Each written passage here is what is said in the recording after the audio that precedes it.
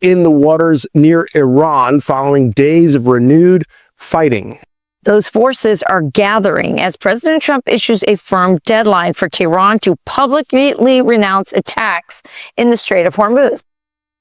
Obviously, you can see what just happened. If you think the Iran one is over, no, it's not over. You can see for yourself. The Iran war is not over. It's far from over. In fact, the president has given order to the military that they need to get ready because America is willing to bomb Iran, to start bombing Iran all over again. Now, it's a very serious situation, and this is not something we can joke with. This is a serious war that is affecting the lives of millions of people around the world, not just in America, but around the world, not just in Iran, around the world. And the video I just played to you just showed that the military is getting ready again to resume attack. And the president has told Iran that you need to tell the world. You need to tell the world that there will be no attack in the Strait of Hormuz. He wants Iran to tell the world publicly. But I don't think Iran is willing to do that. I'm going to read the president tweet to you so you can know exactly what we're talking about here. 1,000 missiles are locked and loaded and aimed at the Islamic Republic of Iran, with thousands of more to immediately follow, should the Iranian government act on its threat pronounced in many corners of the globe to assassinate or attempt to assassinate the sitting president of the United States in this case. Orders have already been given, and the United States military is ready, willing and able for a 1-year period of time, subject to extension, to completely decimate and destroy all areas of Iran. Praise be to Allah. President Donald J. Trump. You can see this is not a situation going down. This is an escalating situation. And this is the last thing that we want. I'm going to say something quick. In previous months, the president have always been telling the people that the negotiation with Iran is going smoothly. It seems as if it was always very optimistic about the situation of things. But when you compare the way the president was talking to the way Iran was talking, you can tell that there's a huge difference. Iran was not coming out and saying, everything is going on well. Most times they kept quiet, and most times they said something that negates what the president said. So that kind of confuses me that the president is very optimistic that a deal is very close, but Iran is not saying the same. We don't know who is telling the truth, but we probably can tell who was telling the truth now, because obviously the situation is still very hot, which is very sad. No one wants situation of war. We want peace in the world. That's what everybody wants. We want peace. That's number one. Now, before I play this clip, the president said something in what I just read to you, that Iran is willing and wants to kill him. I want you to listen to this from his own mouth. Listen. On the kill list for Iran, they're lovely people. I'm number one. So I don't know. I can't tell you that, but I don't really care because I'm doing my job and I'm doing it, I hope, better than anybody's ever done it. Now, obviously, regardless of the party you voted for, whether you're Republican or you're Democrat, I think we have to come together and agree on one thing in this situation. Nobody should ever wish death on any other person.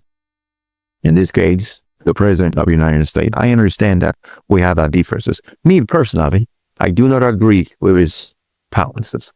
I do not agree with the way he treats people. There's barely nothing I agree about Trump. But at the same time, I do not wish death on him, not on any human being, no. That's the number one reason why I think we have to come together at this point and hope that what he's saying does not come to pass. I think we have to agree on that. And number two is this. If Iran succeeds to assassinate the President of the United States, you know what that means? It just tells the world that the United States is not invincible. It tells the world that the power that the United States claims to have is really not there. If a foreign nation successfully assassinates the President of America, then we've got different conversations to have. The United States would not be able to speak boldly around the world the way the Strait of Hormuz has been able to do. The nation wouldn't be able to talk. And, the kind of pull and the power that America holds in different parts of the world will be no more. Because those nations will say, hey, if you talk too much, we know what we can do. We know we can hurt you. And so that's the number 2 reason why I think we have to come together and make sure that this doesn't happen.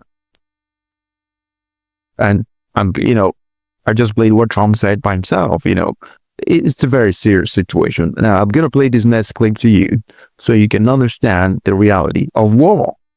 We are at peace now, but war is not easy. Now, there was a report in the past few days that looks like Iran was planning to attack California with drones. Now, that's not what we want. I hope that's not the case. But I'm going to play this clip so you can understand the reality of war. War is not something we should joke with. I want you to listen. He's ever done it. Just look at that. It's just devastating. With the missiles flying around. This is devastating. Nobody wants it. We don't want this. It's very sad. We don't want this. Not in America. And so, as the Iran war, is going on, there's been lots of folks who have held, who have talked to people about their opinion on this war. I want you to listen to this clip so you can know that across the country, lots of people have different opinion. And I kind of sense now that looks like lots of people are against this war than those who are for this war. I want you to listen to this. It's not our war. I can't say I support I'm going to say unjust war with no congressional approval. I think it's something that needed to be done. We live in a very dangerous world. Moving. Obviously, you can see that lots of folks don't agree with it. And there's always going to be folks who agree with it. So it's a very sad situation. This war shouldn't have happened in the first place. It should never have happened. But now that it has happened, all we can hope for is this war ends straight away, because we can feel the effects of the war on gas prices, on groceries, and different things. And so my prayer is all these just ends and everyone can go back to normal lives. Please, if you haven't liked and subscribed to this channel, please like and subscribe and share this message with your friends and with your family. Thank you very much. I'll speak to you again.